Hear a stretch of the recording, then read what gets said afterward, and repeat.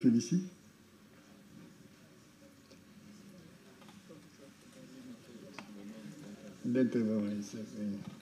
Bon, sinon, peut-être il y a un parlementaire. Oui, donc, c'est le secteur privé. Ah, les consommateurs, oui, je viens de le reconnaître. Allez-y.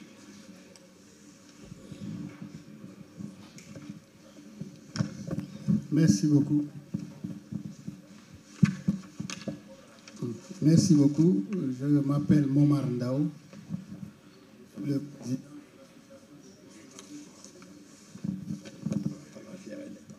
Alors,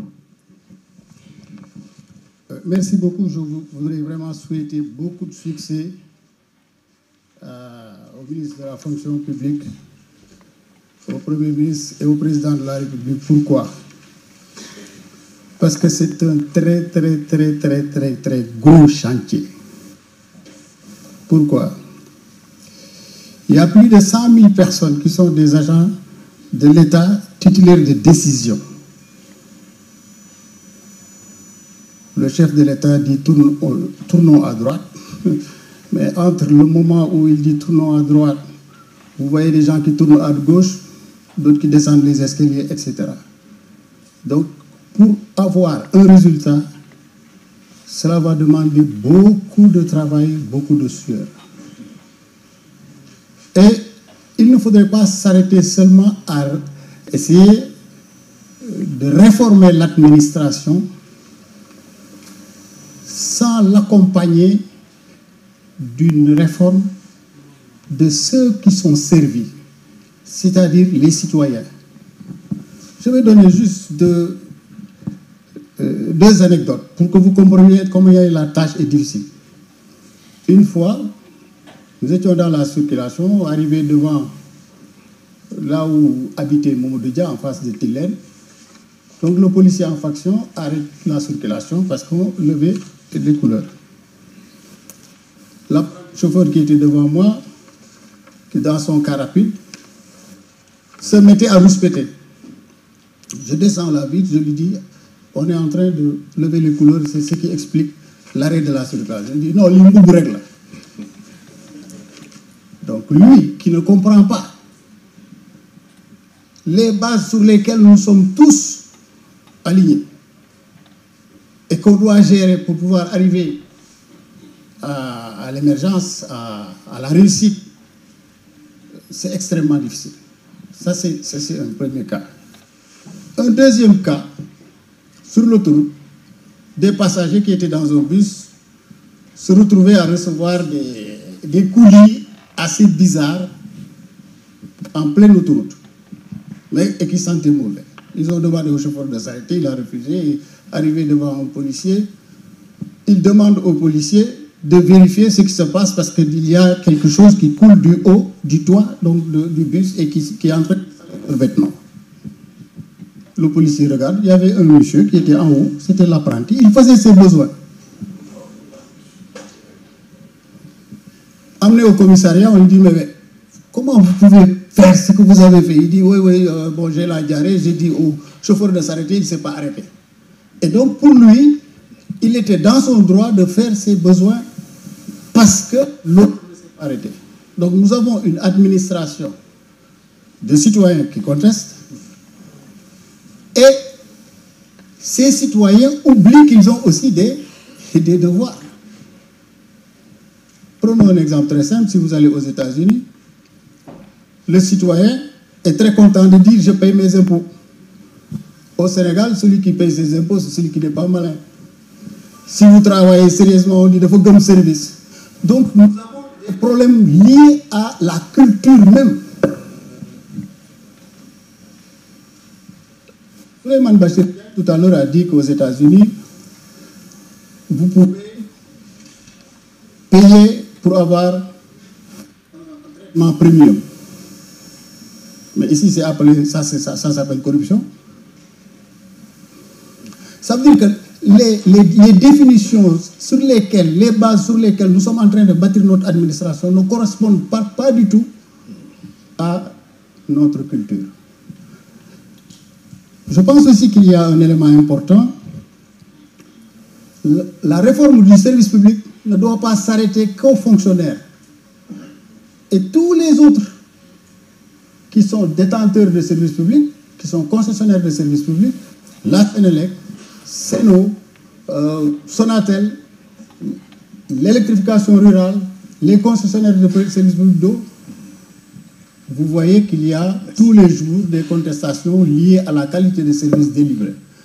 Donc, le ministre de la fonction publique ne doit pas s'arrêter seulement aux agents du service public pour améliorer l'autre élément aussi. Les agents du service public n'ont aucun respect pour les locaux qu'ils utilisent. Vous voyez le gaspillage qu'il y a, notamment dans les ménages collectifs, les casernes, les écoles, les universités, les hôpitaux. Tout ça, c'est une réforme du service public. Parce que le service public, lui, là où le consommateur paye 189 francs le mètre cube pour la première tranche, l'État paye 2164 francs le mètre cube. Donc, je pense que c'est un travail extrêmement important et pour lequel, même s'il n'y a pas eu d'avancée, d'après ce qui a été dit par certains ministres, c'est peut-être parce que l'approche était venue du haut alors qu'elle aurait dû partir du bas. On n'a que l'administration que nous méritons. Si, pour le Sénégalais, il pense qu'il doit être toujours servi avant les autres, il est plus pressé que les autres, il va user de tous les moyens qui sont à sa portée pour contourner l'organisation prévue des choses. Et tout cela joue contre la mise en œuvre donc, de cette réforme.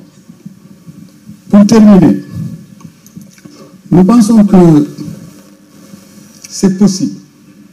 Il est tout à fait possible de réformer. Mais cette réforme doit aller en concomitance, en parallèle avec la réforme des mentalités, parce que nos administrations sont très compétentes.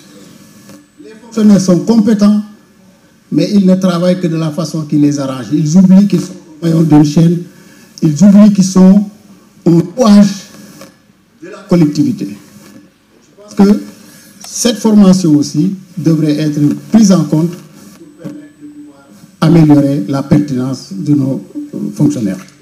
Merci beaucoup. Merci. Bon, on va regarder un peu les timings parce que si ça n'a pas changé, les ministres devraient prendre la parole à 12h30. Donc, il nous reste combien? Il nous reste 24 minutes. Donc, on va essayer de gérer ça avec chaque personne qui prendra la parole 5 minutes. D'accord? Hein? Oh, tout ça, bon. Il va falloir qu'on choisisse. Oui, Monsieur le Président, allez-y. Nous avons un PCA. Hein? Bonjour, Abdoukarim, merci. Je pense que cette réforme dont on parle, elle est très importante. Le doyen Habib Sy a fait référence aux États-Unis. Je pense que Souleymane Bachir également. Et je pense que c'est pas gratuit là où ils en sont arrivés. En Amérique du Nord, quand vous voulez rentrer dans la fonction publique, c'est un appel à candidature. Alassane Ouattara a recruté son directeur général des impôts à travers un appel à candidature. Je pense que la première réforme, c'est de ne pas forcément... Enfin, c'est d'ouvrir la fonction publique. Pourquoi d'entre ce devrait être forcément des gens qui sortent de l'ENA. Je pense que la première réforme importante, elle est là. Il faut ouvrir la fonction publique. Maintenant, quand on parle de politique publique, je pense que le Premier ministre en a parlé lors du camp à Diamniadio. 70% des ressources de l'État sont gérées par les emplois du secteur parapublic. Cela veut dire que si ces emplois ne sont pas performants, on n'arrivera pas à avoir des résultats, ça c'est clair. Et je pense que c'est là qu'il faut en réalité mettre c'est à ce niveau qu'il faut mettre le curseur. Et le Premier ministre en a parlé. Vous avez ce qu'on appelle la lettre de politique sectorielle des ministères, vous avez le plan stratégique de développement, vous avez le contrat de performance qui doit permettre de juger le directeur général. En réalité, nous avons tous les outils pour faire des évaluations. On n'est pas allé jusqu'au bout en réalité.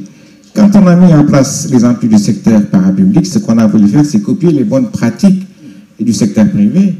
Aller jusqu'au bout, c'est que le directeur général il doit rester à son poste ou être démis en fonction des résultats de son contrat de performance. Mais il reste plus en réalité en fonction de ses connexions politiques. Ça, je pense, c'est la première rupture importante. Parce que tant que ces entreprises du secteur parapublic ne fonctionneront pas, on n'arrivera pas au bout. Maintenant, quand on parle de service aux citoyens, il y a également un besoin de rationalisation. Aujourd'hui, quand vous avez un citoyen, un jeune qui va aller chercher du travail, il ne sait pas s'il doit aller à la DER, s'il doit aller à la DPME, s'il doit aller à l'ANPEJ, etc., etc. Je pense qu'il y a également ce point qui est très important. Comment on doit faire pour rationaliser, pour que le citoyen lambda, s'il a besoin d'un service, il sache où aller. Le dernier point, c'est la perception du citoyen sur la qualité de service de ces différents organes. La loi 2022-08 a été publiée, son décret d'application n'est pas sorti, mais je pense que le gouvernement aura tout intérêt dans ce décret d'application d'exiger que toutes les entreprises du secteur parapublic fassent chaque année une enquête de satisfaction par un cabinet indépendant et que ces résultats soient publiés. Je pense qu'il faut qu'on arrive à là. Le dernier point, on a différents prix. Je pense qu'il aurait été bien de travailler, le ministère de la fonction publique, sur un prix du service public de la meilleure entreprise du secteur parapublic et que ce soit par les citoyens.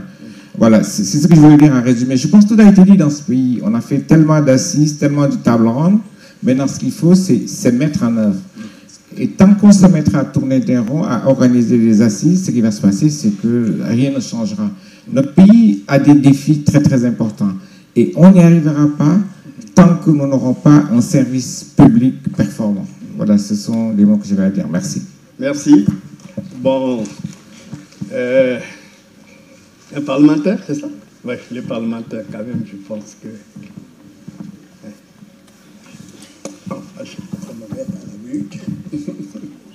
Merci, monsieur le modérateur. Bonjour à toute l'assistance.